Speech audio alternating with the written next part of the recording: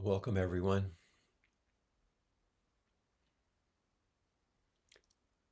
We'll begin our brief period of zazen, our sitting.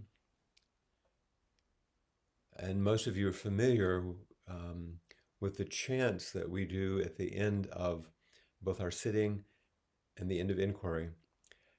And we have a habit of doing them in a certain order. And today I'd like to switch them, as I've done in the past a time or two.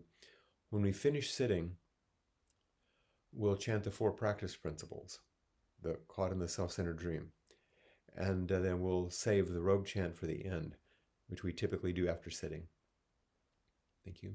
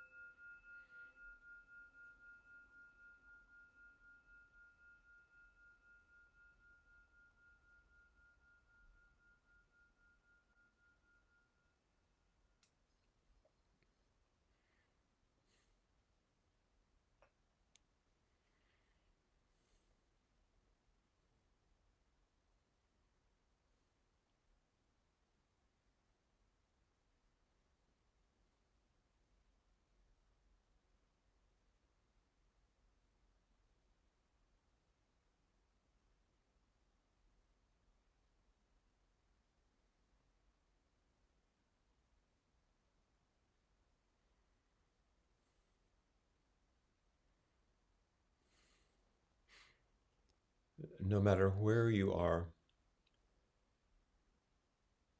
whether you're sitting right now in a room alone or with another, whether your heart feels quite light and free or burdened, whether your body feels in some discomfort or distress or feels vital and alive,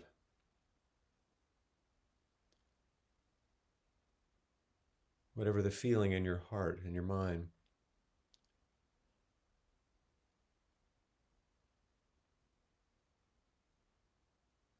Buddha's mind, the universal heart and mind,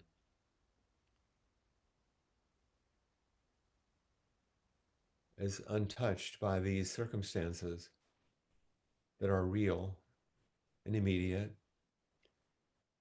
that we must attend to. But in our sitting, we turn our intention and our energies, because as humans, we need to do that. We seem to need to offer our attention and intention. And we do it in the direction of the spacious presence in which all of this rests.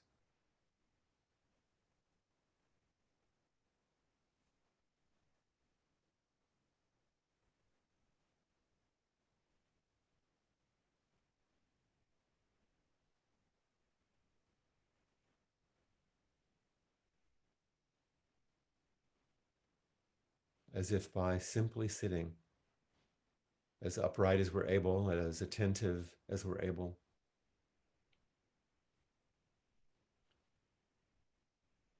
and setting aside all our plans and dreams and strategies, and simply rest here now in this together, and open to the one big heart and mind of awakening in which we rest always,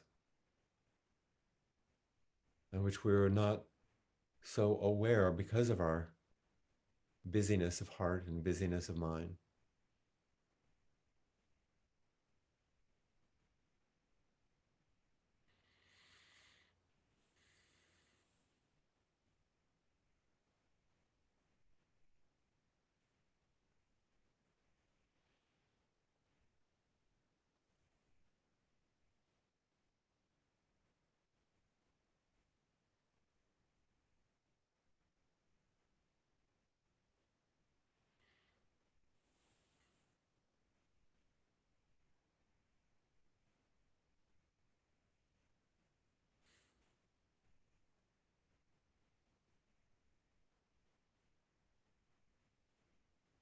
simply sitting.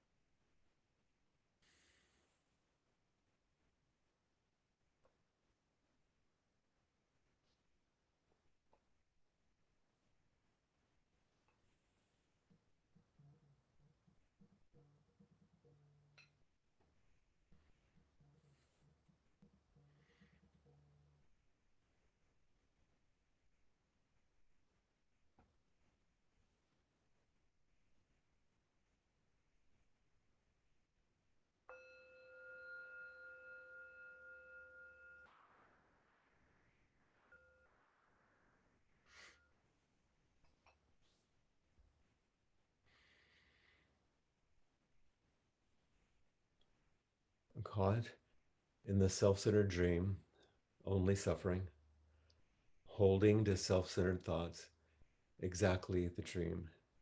Each moment, life as it is, the only teacher, being just this moment, compassion's way. Caught in the self centered dream, only suffering, holding to self centered thoughts, exactly the dream. Each moment, life as it is, the only teacher, being just this moment, compassion's way. Caught in the self centered dream, only suffering, holding to self centered thoughts, exactly the dream. Each moment, life as it is, the only teacher, being just this moment, compassion's way.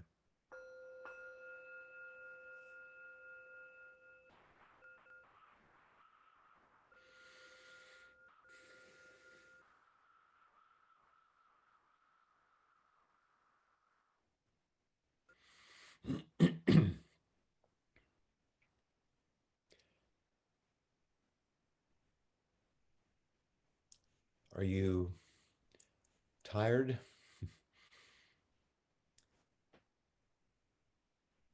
I mean, tired of the sort of relentless march towards this election and the relentless news about that and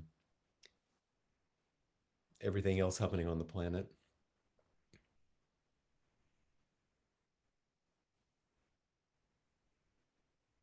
This is a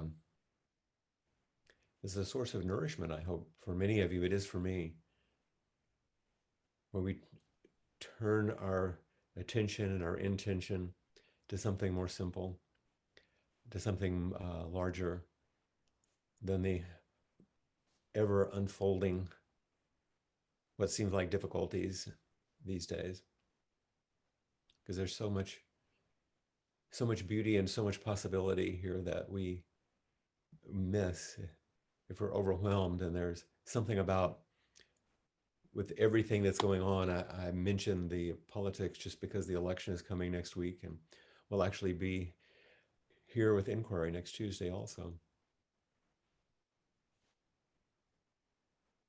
This past weekend, I would imagine that many of you were involved in a retreat that was sponsored by a Sangha in Minneapolis, St. Paul, the Awakening Together group, which I'm fortunate to serve as a guiding teacher there. And the title that that group had um, chosen for the retreat, the primary title was Awakening Through Unraveling. And it's this unraveling, of course, that I'm having us think about for a moment, which is so common. But it's not just bad news. It's not. Uh, I don't want that to be the focus of what I'm speaking about. Um,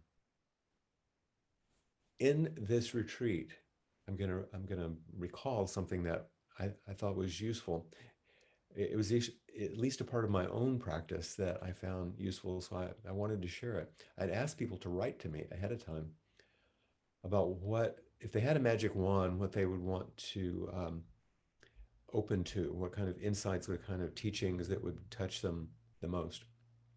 The subtitle of this retreat was Turning Everyday Experience into Spiritual Practices.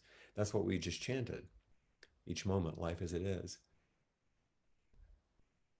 And so I knew that from what I had received, just like in any inquiry, there are the usual questions about transitions and the challenges when things change, about relationships and their importance, about what it's like to open to a space in which these things can be met more graciously, more easily, without creating more additional unnecessary suffering. And so I decided to write back to the participants, since they had so graciously written to me. And I also knew that so many of them were psychotherapists and people in helping professions. And even without that, we often come to practice as if we're bringing our problems to be solved, as if that's what spiritual practice was about. So I wanted to speak to this. So I wrote something back, and this is what I wrote. So this is, I wanted to be as clear as I could be in a brief, it's two little paragraphs. But you also know that when I attempt to be as clear as I can be, often there's some density to it too. So I'll take my time here. We'll go through it and reflect on it just a little bit, because these are important things that I want to communicate. Some distinctions that are, I think, central to awakening through unraveling. So here's what I wrote. Spiritual practice does not solve problems. Spiritual practice does not solve problems. Spiritual practice, despite the contemporary, seemingly ubiquitous and instrumental use of mindfulness, is not a coping strategy. Wholesome spiritual practices invite and reveal the presence and spaciousness in which all problems are created, met, and transformed. Waking to the deep and embodied reality of impermanence and interdependence eventually defeats all of our ideas of certainty, permanence, and that pervasive and inevitable way that we place our personal perspective of things at the center of what we imagine to be reality.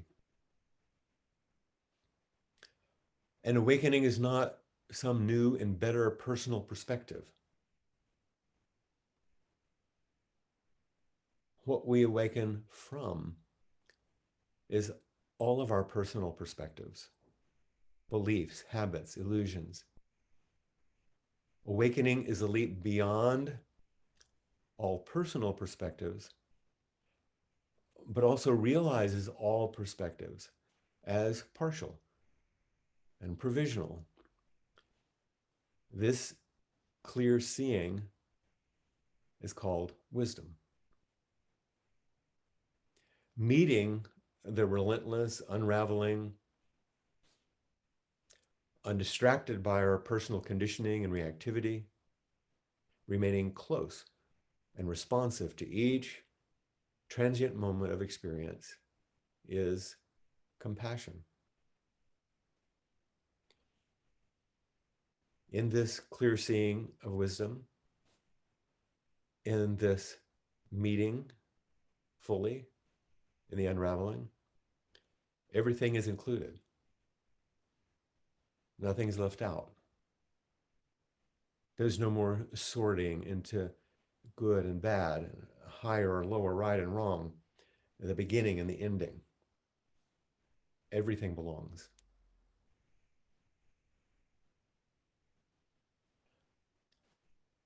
So this was my brief personal statement in the beginning. because I really wanted to be clear as I could about the central function of our practice, the central function of spirituality, even, dare I say, at the risk of offending some people, religion,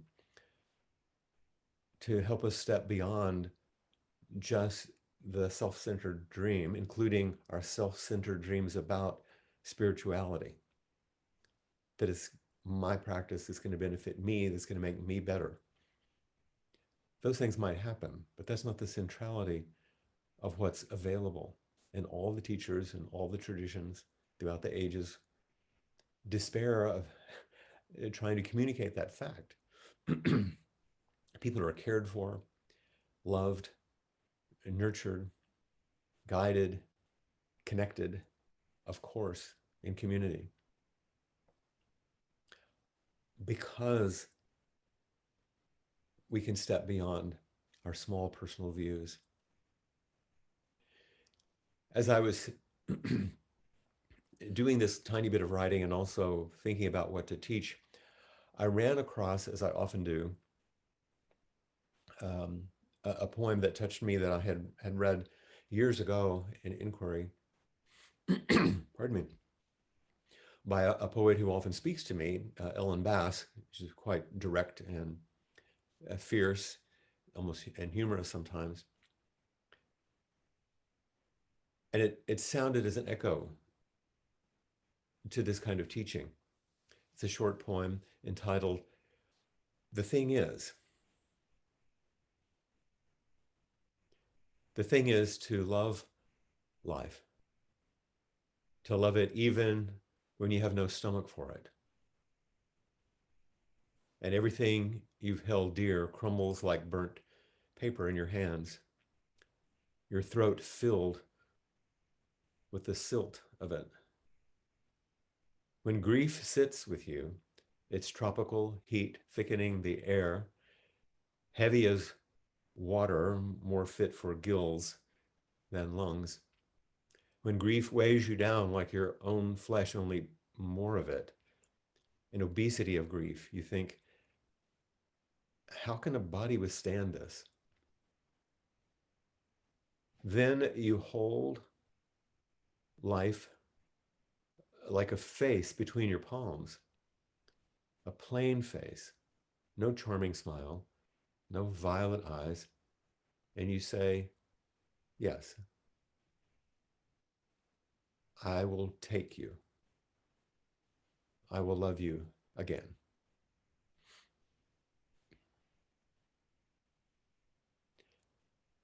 And so here we are in this time, in these moments in the world that's unfolding around us. And the thing is to love life, to love it even when you have no stomach for it. And everything you've held dear crumbles like burnt paper in your hands, your throat filled with the silt of it.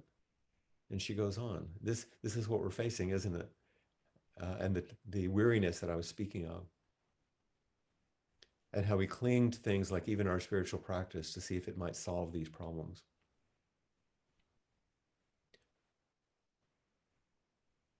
And in those beautiful images in the midst of the poem where she talks about grief weighing us down, she calls it so much that it's almost like an obesity of grief, not knowing how a body can stand it. I have that feeling sometimes. But it's not just grief. She uses grief as the thread because of so much loss, the awakening through unraveling. But it's also fear, anger, everything. Everything is included. And the question, how do we keep choosing this life? In fact, loving life.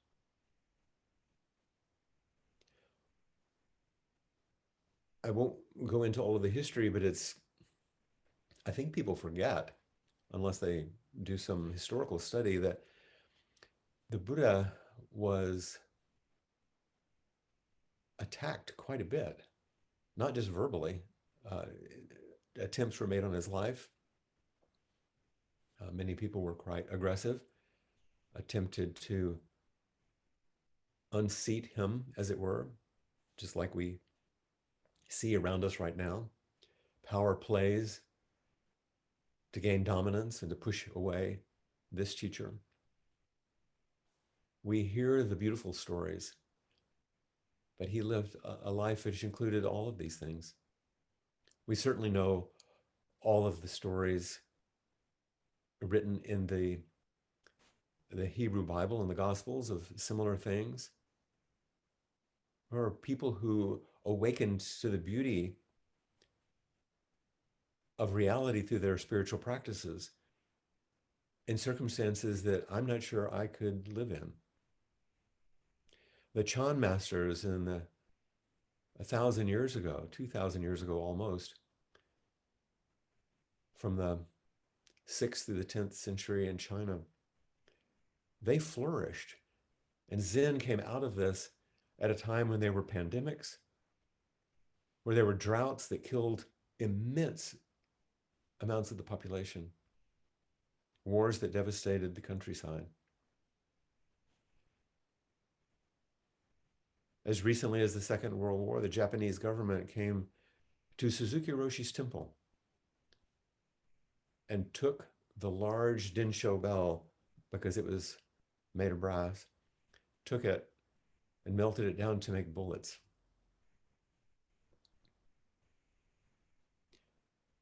Everyone in every age, even the ones we think of as exemplars of practice, lived in times that were difficult. Yesterday, in speaking with one of our senior students in Madison, Kim Nichelle, who is, I say this because it's important for context. She's in charge of, for the city of Madison, she's a public health nurse and the COVID response with homeless populations and shelters there. So you can imagine it's quite a difficult job, and I'm not describing it adequately. And she said there was a moment in which she was going between the shelter and another place, and things had happened that were distressing, that shouldn't have happened. And in the midst of the things that she tells herself, I'm overwhelmed, there's too much, it's difficult. And she realized she was glad that she was doing what she was doing. I mean, this is what she said. I realize this is what I want to be doing. Not that you like everything or it's pleasant, but I choose it.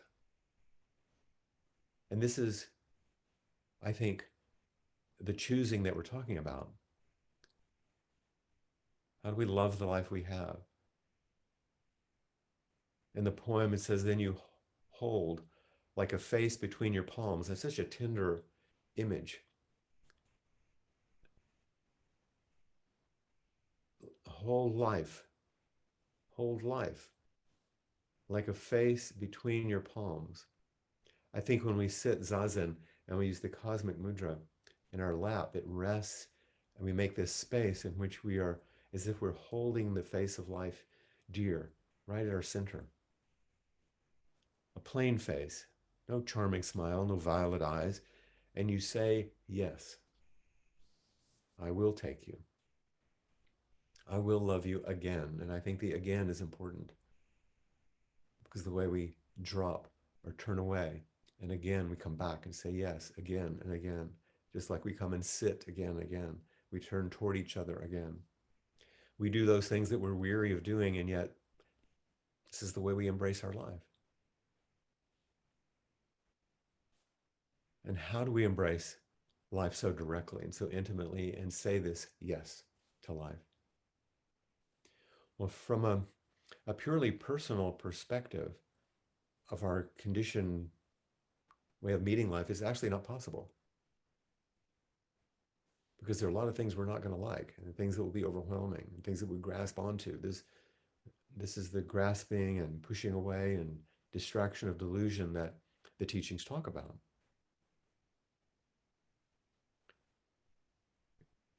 You're not going to prefer a good bit of life. I'm not either. This is what we share. And that's dukkha. That's the first noble truth. That's just the reality. Not everything is going to be to your liking. And if you use your own personal perspective to make your way through life, it's going to be a narrow life. But surrendering that third line in our four practice principles to life as it is. In the retreat in Madison, we spoke about Dongshan's just this is it. Life as it is. And this is a surrendering that's not um, a some sort of passivity. It's a surrendering of self-centeredness. It's not a giving up. It's not a submission. It's not some passivity because you're being asked to actively care, to take this tender face in your hands, to be awake and alert and responsive. But what we normally do is we become alert and awake and reactive based on all our preferences, not what's in front of us that needs care. And not only are we not asked to submit and be passive, we're also not invited to fight because we're saying, yes, I will take you. It's an embrace, not, no, I hate you. This isn't right, which seems to be the pervading feeling in the air these days, everywhere. And when we inevitably do meet our resistance, which we will, that's part of what's held. That is part of our life that's held. Everything contains wisdom. Everything is worthy of compassion. Each moment, life as it is. This isn't a purification process where we're purified of these impure things through spiritual practice. It's just a way to step into a larger space in which those things that are unfolding are held differently, or seen differently, or met differently. So that it isn't simply some new, better spiritual version of self-improvement. Spiritual practices don't solve problems. And spiritual practice, despite the way we use mindfulness these days, isn't a coping strategy. These practices invite a presence and a spaciousness. And they reveal the presence and spaciousness that's with us all the time. And that space of pure awareness and presence is the space in which we create all the problems that we meet and shows us how we meet them and make them either worse or a little better and gives us a space in which they can be transformed. And as we are willing to stay closer with this impermanent unraveling, always, always, always, everything's unraveling all the time and re-raveling. It's creation and destruction constantly, and it's all interdependent. If we pay close attention, it's going to defeat all our ideas that we're in control or that something is going to be permanent and last forever. And these are just ways that we take our personal perspective, the way we want it, and put it at the center of things. And the way we see things, we think is reality. And we don't go from that self-centered reality to some new personal perspective that's greater, better, spiritualized. Awakening isn't a new personal perspective. It's dropping our personal perspectives and including all of them as provisional, as partial. And that larger clear seeing is where wisdom lies. And meeting life in that way, in each moment, is compassion, where nothing is left out. Everything is included. So we can say, as Ellen Bass did, the thing is to love life, to love it even when you have no stomach for it.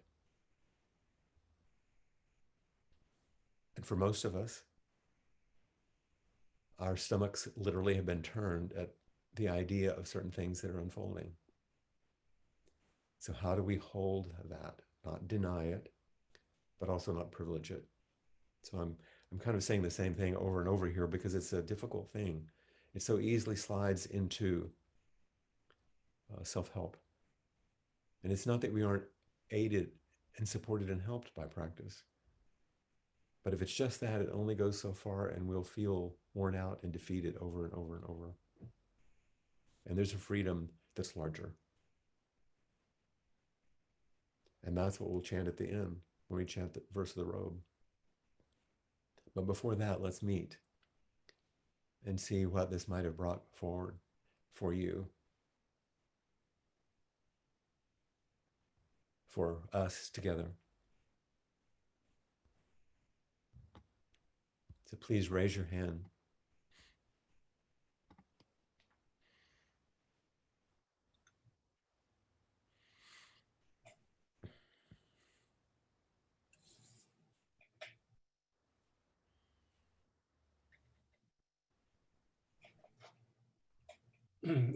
Are you ready for my question?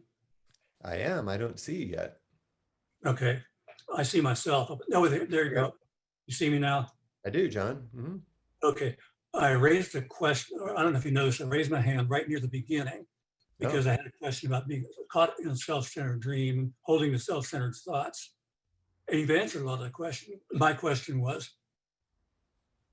when you're doing all this kind of reflecting or whatever you were talking about, how can you distinguish between holding the self-centered thoughts, caught in a self-centered dream, versus things that are okay for you to focus on, or that are helpful, constructive? the I don't know question. if I phrased it. Yeah. Yeah. The question that you're asking is the problem. The sorting into what's right and what's wrong, what's the one I should be thinking, what I shouldn't be thinking. That's why we sit zazen, to simply sit, allowing the thoughts to come and go, rather than trying to sort the good ones from the bad ones, reflect on what we should and shouldn't, and allow the practices to do their work on their own instead of us using them as tools to try to forge our own direction. And this requires, in many ways, faith, which we don't talk about very much.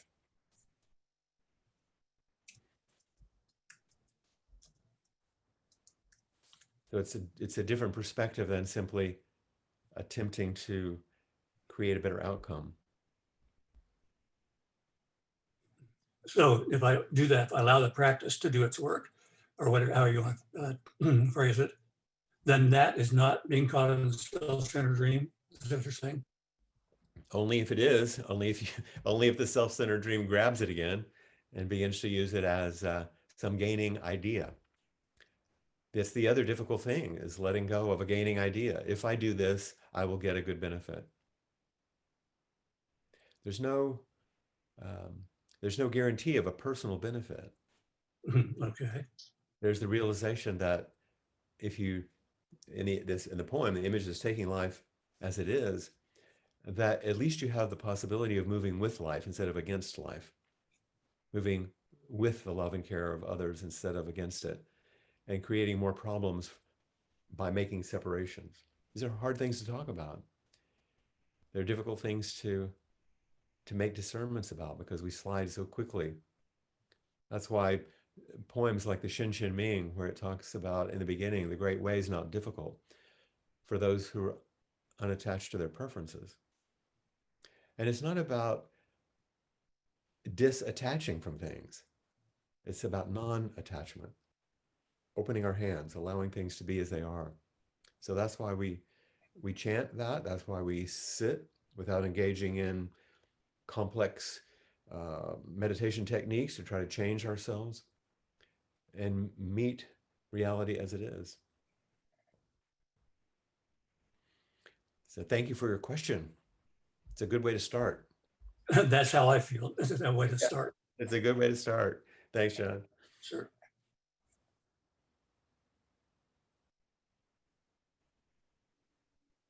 Hello. Can you hear me? I can. Oh, good. Okay. Hi. Hi. Oh, it's great to see you. Good to see you. Where are you today? I'm in Colorado today. Okay. Mhm. Yeah. Um, this has been a great talk, and I definitely feel like I'm getting very caught up in some. It's almost like what you're saying. I'm experiencing on a very personal level. Just like with a difficult person who's not doing the COVID stuff, and I have to be at work, and I keep thinking of how to deal with it. And I'm definitely like, I thought to myself, this problem could be over if this person would just put on a mask. This fight would be done. Um, but that's not going to happen. Mhm. So, where do I go with this? How do I include that? And I think a few times back when you said there are no disposable people, that really hit me too. It's like, okay, I got to remind myself this person is not disposable. How do I, accept them at the same time not accepting them? you know? But there's a distinction you may have also heard me speak about, which is a hard one sometimes.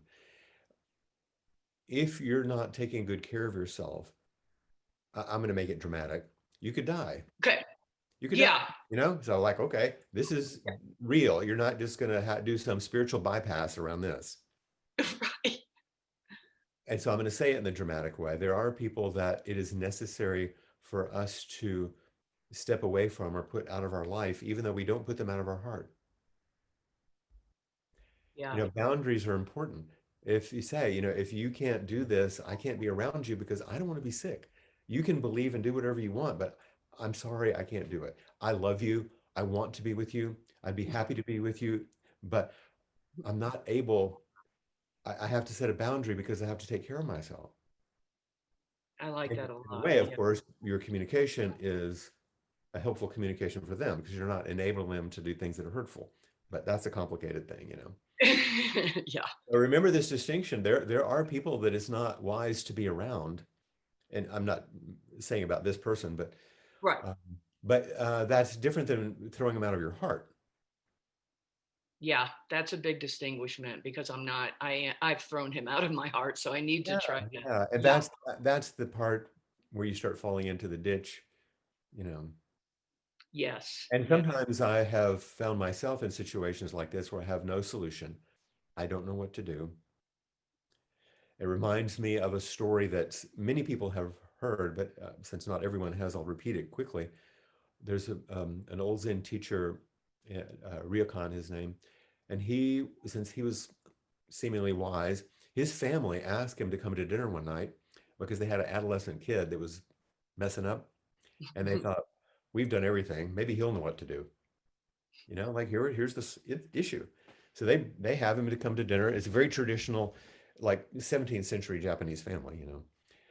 And they're gracious, so they don't say anything. They just kind of wait for Uncle Ryokan to say something. And he never does. He never does anything. And it's time for him to leave, and he hasn't done anything, but they can't say anything because he'll lose face. So as the old man is sitting in in a Japanese home, there's that part where it's not inside and not outside, where you put on your shoes, Mm-hmm. and he's going to put his sandals on. And the kid, even though he's a jerk, he's doing what he's supposed to do. So he's helping his uncle put on his sandals. And the kid feels something weird on his head, and he reaches up and it's wet, and he looks up and his uncle's crying. Oh, And they didn't have any trouble with him after that. wow. Now, it's Yeah. a dramatic story, Yeah. but sometimes that's the way I feel watching people I love, knowing I won't be able to steer them away from the collision that they're setting up for themselves. And so I just feel the brokenheartedness and the weeping because I know I won't be able to change that. But I can, with that open heart, remain present Thank you. when it's time. Yes. Thank you so much for that. Mhm. Yes. Thanks, Tony. It's good to see you. Good to see you.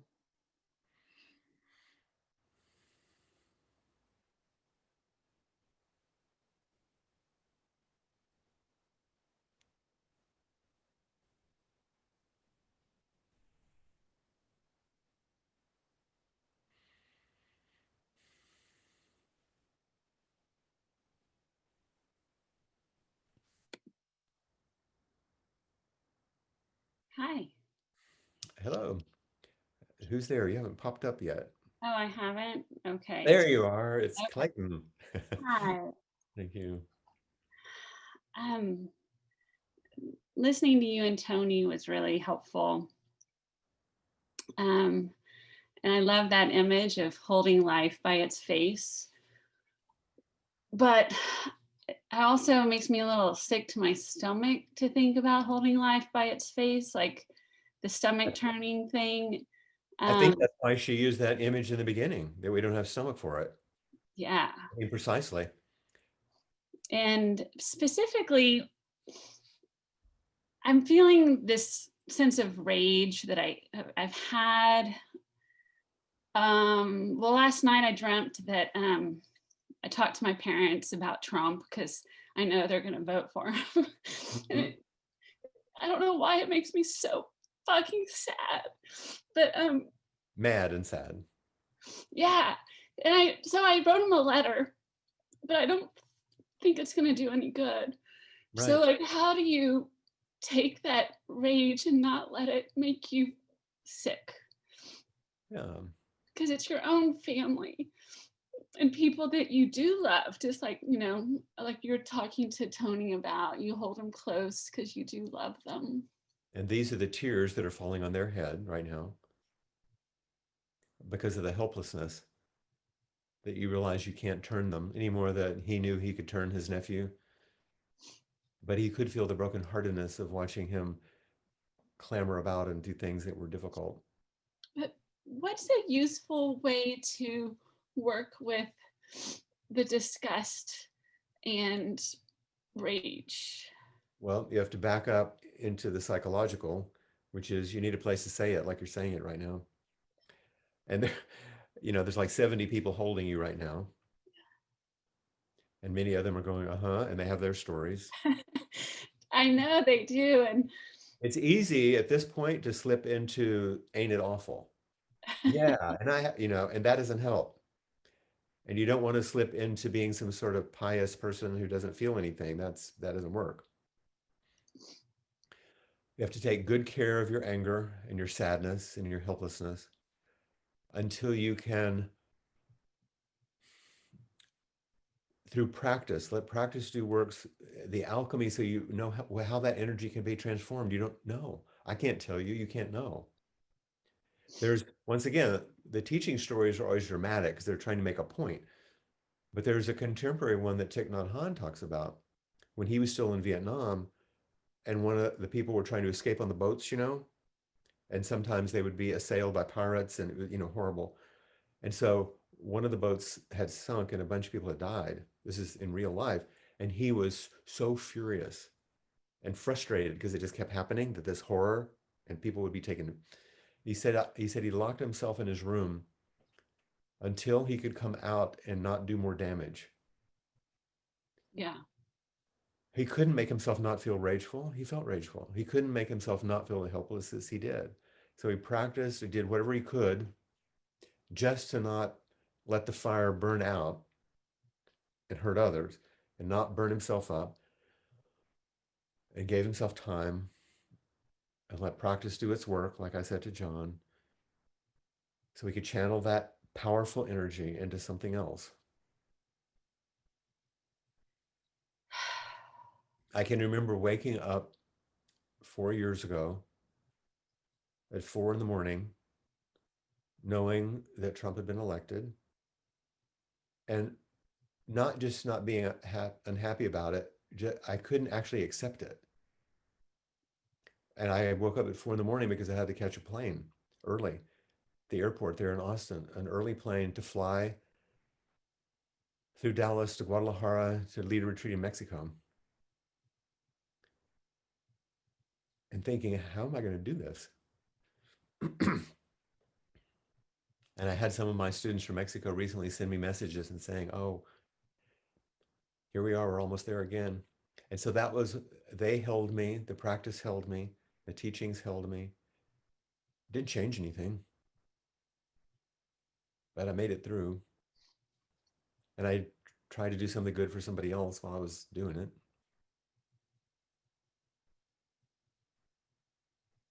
Sometimes it just brings us to our knees and we have to just sob and wail. Mhm. And it's really hard to know when not communicating about the hard things with people, like my family who loves Trump, like when is communicating, not communicating, like cowardly? And I'm just really confused about that. I don't think there's any way you can know that, Clayton, going in. You have to just experiment and make mistakes and do your best Mhm. and learn to repair. Sometimes you just have to say something and then you get a response. And then if you need to repair that, Yeah, be alive, but don't be careless.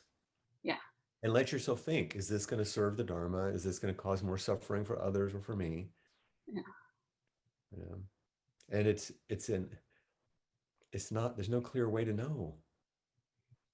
I don't, and I also think that my desire to get it right and say just the right thing is getting in my way. Like I just don't Right. think I can get it right. Yeah, it's just like John saying, which is the thoughts I had is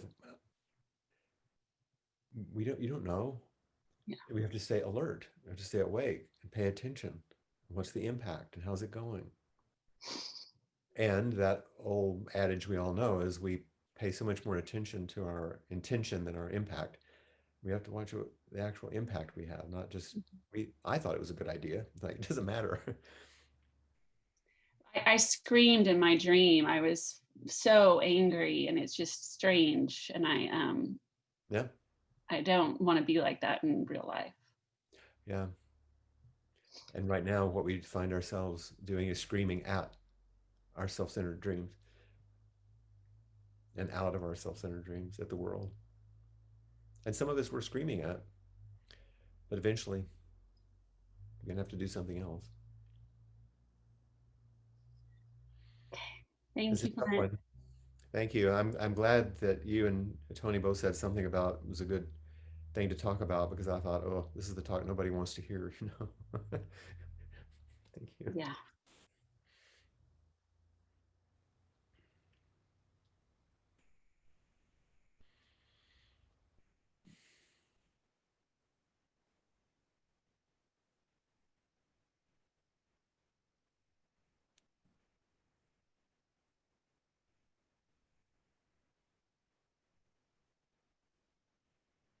As you come forward on the screen, I think you have to speak before you end up showing up.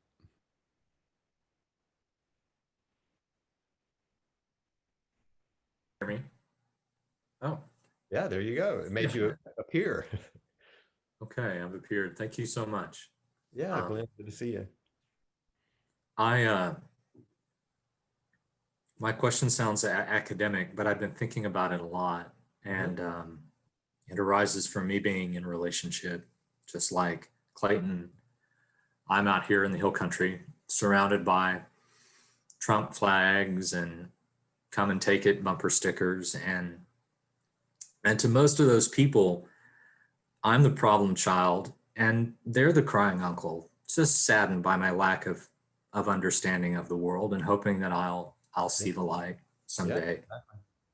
Um, I've been thinking a lot about so to move to relationship.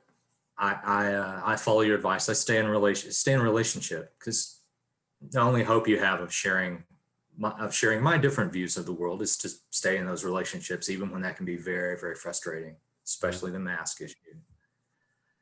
But I've been thinking a lot about this isn't actually subject change. It just sounds like one. I've been thinking a lot about compassion and wisdom. And you said that a little bit in your first talk, and it came up last night during koan study. Compassion and wisdom, both arising out of relationship and out of emptiness, which are almost the same concept. Are those ultimately the same thing, the same concept? Is compassion just another name for the sixth perfection, which is wisdom? Are they even separate at all? Are they two sides of the same coin, or are they just literally the same phenomenon in the same position? Because if they are, that really expands the container for what you've told us today. Sure. There are different faces, of the jewel of awakening, and is one of the ways I think about it. They're all part and parcel of the same thing. There's no separation. Okay. It depends on which way where you're standing. Like that, the clear seeing of wisdom as it opens, it allows you to see more deeply. And as you see more deeply, you see the reality of things and the difficulties. The willingness to stay and not blow out because of your reactivity is compassion. Compassion is not being kind. It's meeting suffering and not going away. So that way you can stay deeper. You don't go away. So you can see deeper and more clearly. So you can meet things so that they function together. That wisdom without compassion is cold. Mhm. And compassion without wisdom, foolish. They function together, not separate things. We realize from the larger perspective, nothing's separate, of course. They're just the movement of contingent interdependent reality flowing in certain ways. But because we have these dualistic minds, we name and separate and classify things. It helps us navigate. And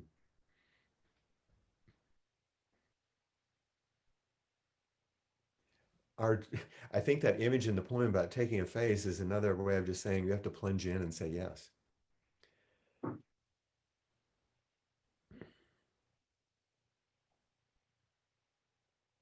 And make our mistakes. May all beings be free.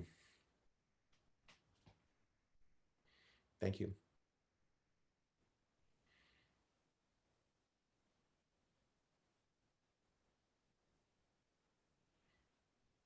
If we don't include the bodhisattva vow, we just stay in the self-centered dream, the vow of freeing all beings, clarifying all delusion, moving through all dharma gates, and embodying the way of the Buddha, or the way of awakening. Hi, Flint. Hi, Susan. It's quite cold in Austin this morning or today, so Well, I'm wrapped up. correct. Um, I'm particularly grateful to you for starting your talk by using the image of resting in the larger space, the bigger heart. For a variety of reasons, my own space has felt really shaky and tense and unclear and weird. And Mhm. I had forgotten to remember the larger space. And it was an enormously soothing and graceful start for me in your talk. And I just am so, so profoundly grateful. I wanted to thank you personally for that. You know, I wrote it in response to my own request that I'd given to the students to write to me about Right? what they wanted as a fruit. So that's what I was wanting. So it was a teaching to remind myself, and I'm glad that we share it. Oh, yeah, very much so. Thank you. Thank you. It's good to hear your voice and to see your face.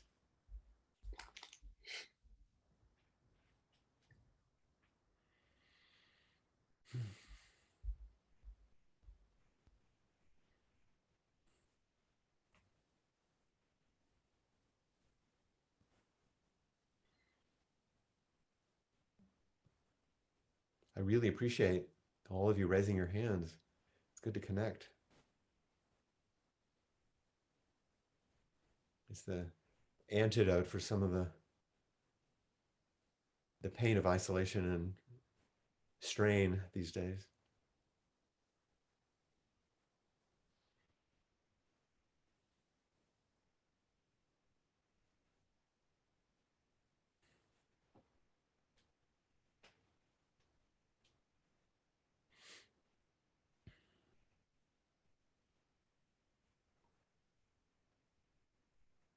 I see that Kim has raised her hand. I hope you get to speak to her since I said a little something. I hope she clarifies or sets me straight.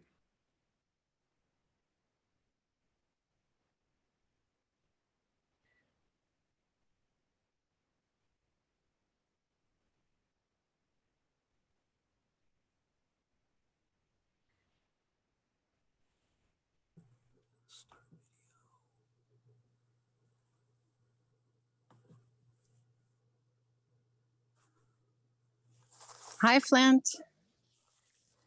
There she is. Hi. I'm sitting outside. Good. Yeah, trying to get a walk in. I But hope I didn't do a disservice to your message from. no, that was it. And then what you just said about vow, that's the end of the story, actually, or the other part of it, I guess. Mhm. So that morning when I was in my car and kind of having a pity party, that's the truth, right? You know, telling myself the story that I'm overwhelmed, this is too much. What came to me was my vow. Ah, And that's a crucial piece. Yeah. it is. And then that sense of, wait a minute, what am I telling myself? Mhm. I want to be doing this. Of course I'm doing this, actually. Of course, it's 7:30 in the morning. I'm picking up vaccine from the medical respite, you know, like Gone of bad. course. It actually was okay, but it could Oh. have. Yeah, it had gone out of temperature. Yeah. Yeah. And And it's but it important for, was, oh, I'm sorry. It's important to remember that for some people say, oh, remember my vow doesn't mean remembering this is what you should do. no, It actually was no, opening, a releasing, and inspiring that goes with the vow, not right.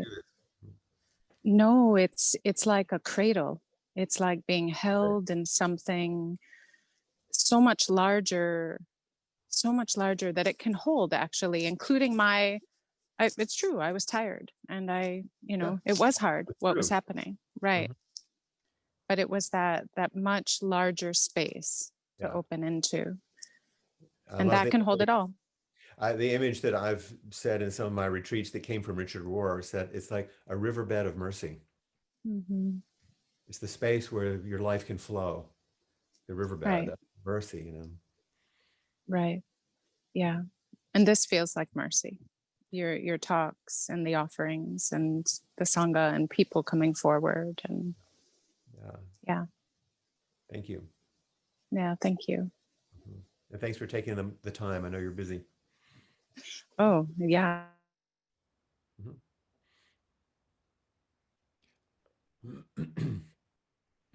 It's like we're right at the end of our time, pretty much. And I want to make sure we have time for our final chant. Um, so in the perspective of what we've all spoken about, not just me, but all of us, now as you say the verse of the robe, listen to the words and see how it guides us towards not only that spacious container and presence which spiritual practice allows us, but also turns us towards the wisdom and compassion that we've spoken about. So let's engage this as our completion now at the end. Vast is the robe of liberation, a formless field of benefaction. Wearing the universal teaching, I realize the one true nature, thus harmonizing all being. Vast is the robe of liberation, a formless field of benefaction. Wearing the universal teaching, I realize the one true nature, thus harmonizing all being. Vast is the robe of liberation, a formless field of benefaction. Wearing the universal teaching, I realize the one true nature, thus harmonizing all being.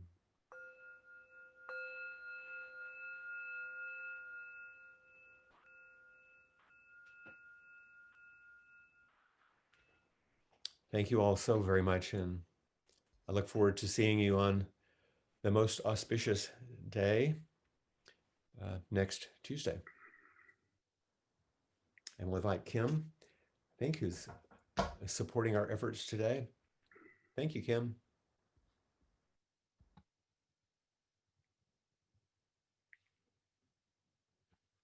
Appamada's programs and facilities are supported through your generosity. Your support makes a huge difference. There's a link for contributions on the website at appamada.org/donate. contribute.